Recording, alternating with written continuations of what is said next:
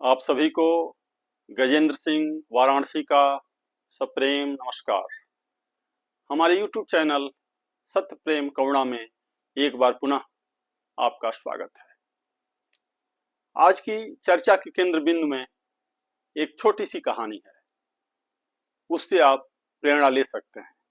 बहुत ही शिक्षाप्रद है, युवाओं के लिए खास करके उससे प्रेरणा लेनी चाहिए। एक राजा अपने राज्य में बहुत ही लोकप्रिय था और लोकप्रियता का कारण ये था कि उस राज्य में जो साप्ताहिक बाजार लगता था, राजा ने घोषणा करा दी थी कि शाम तक जो भी सामान नहीं बिकेगा उसे राजकीय कोष से राजा के कर्मचारी जाकर के खरीद लेंगे। इससे हर आदमी उस बाजार में सामान लेकर के अपना जो भी पेंटिंग हुआ, मूर्ति हुआ, कलाकारी, कलाकृति, हर तरीके के सामान उसमें बिकने लगे और जनता को भी एक जगह सारा सामान मिल जाता था।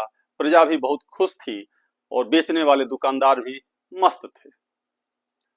शाम के समय जो भी सामान बच जाता था, राज्य के कर्मचारी जाते थे और उसको खरीद लेते थे। एक दिन की बात है कि एक मूर्तिकार दो बहुत ही खूबसूरत आदमियों की मूर्ति बना करके बाजार में ले गया।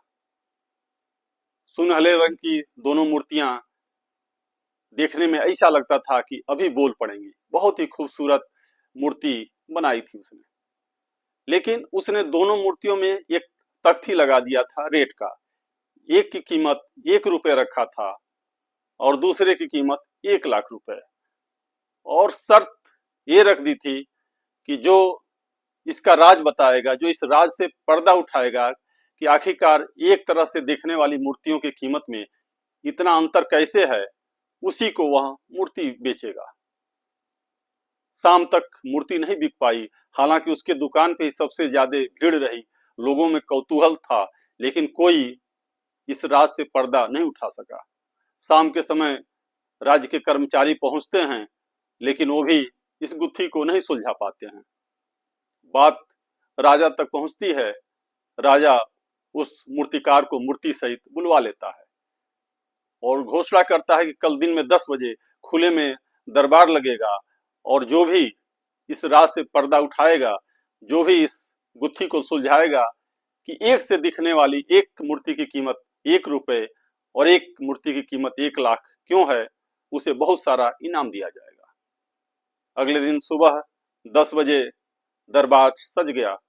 राजा के जितने नवरत्न थे बैठ गए, मंत्री महोदय भी अपना उचित स्थान ले लिए, आम जनता भी बहुत ढेर सारी संख्या में पहुंच गई, क्योंकि यह सबके लिए कौतूहल का विषय था। एक एक करके विद्वान आते रहे, दोनों मूर्तियों को बहुत ध्यान से देखते थे। किसी ने दोनों का वजन कराया, लेकिन दोनों का वजन भी समान था। किसी ने उसके धातु का परीक्षण किया कि किस पदार्थ से बना है, तो पता लगा कि मिट्टी से ही बना है। उस पर पेंटिंग की गई थी सुनहरे रंग की, बहुत ही खूबसूरती के साथ, लेकिन कोई इस राज से पर्दा नहीं उठा पाया। शाम का समय आ गया। अंत में राजा अपने मंत्री के तरफ देखा, क्योंकि मंत्री बहुत ही चालाक था, बहुत ही होशियार था। उसने तमाम गुत्थियां सुलझाई थी, तमाम समस्याओं का निराकरण किया था, बहुत अनुभवी था। तो राजा का आशय समझते ही मंत्री उठा और मूर्ति के पास गया। एक मूर्ति को लेकर के बड़ा गौर से देखने लगा, जो है कि उसकी बनावट पर, एक एक चीज पर, बारीकी पर पैनी निगाह से वो देख रहा था कि कहीं कुछ क्लू मिल जाए, लेकिन उसके भी समझ में नहीं आ रहा था। अचानक एक वहां पे तिनका, एक सीख गिरा हुआ था। उसने उसको उठाया और एक मूर्ति की कान में डाला, तो वह सीख जो है, वो तिनका जो है आर पार हो गया। मंत्री के चेहरे पर मुस्कुराहट आ गई। फिर उसने दूसरे मूर्ति को लिया और उसके कान में डाला, लेकिन वह आर पार नहीं हो सका, थोड़े दूर जाकर के रुक गया। मंत्री को क्लू मिल चुका था, उसने गुत्थी सुलझा दिया था और उसने कहा कि दुनिया में दो तरीके के आदमी होते हैं। एक जो एक बात को इस कान से सुनते हैं, उस कान से निकाल देते हैं, उनकी कीमत 1 रुपए यानी 9 के बराबर है।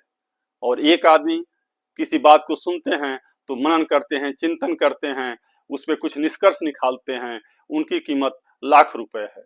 इसी तरीके से दुनिया में दो तरीके के लोग होते हैं, जो एक बात को एक कान से सुन करके दूसरे कान से निकाल देते हैं, उनकी कोई कीमत नहीं है। और जो किसी बात को सुनते हैं, गंभीरता से लेते हैं, मनन करते हैं, चिंतन करते हैं, किसी निष्कर्ष पे पहुंचते हैं, उनकी कीमत जो है लाखों रुपए में है। मूर्तिकार को उसके प्रश्न का जो गुत्थी, जो समस्या रखा था, उसका निराकरण मिल गया। वह खुश हो गया और राजा ने अंतोगत्वा उन दोनों मूर्तियों को खरीद करके अपने संग्रहालय में रखवा दिया। इस कहानी से आपको क्या सीख मिलती है? इससे सीख लेने की जरूरत है कि कोई भी विचार अगर आए तो उसको मनन करना चाहिए, उस पर सोचना चाहिए, तब कोई निष्कर्ष निकालना चाहिए। एक कान से सुन करके दूसरे कान से उसको हवा दे देना, उड़ा देना जो है, ये कहीं से भी समझदारी नहीं है। आपने इतने ध्यान से इस वीडियो को सुना, इसके लिए मैं हृदय से अनुग्रहित हूँ। इसी तरह की किस्से, कहानियों, पौराणिक कथाओं के लिए हमारे चैनल को यथाशीघ्र सब्सक्राइब करें, लाइक करें। अगर कोई कंटेंट पसंद आता है तो उसे दोस्त मित्रों में शेयर करें। आप सभी को सादर प्रणाम।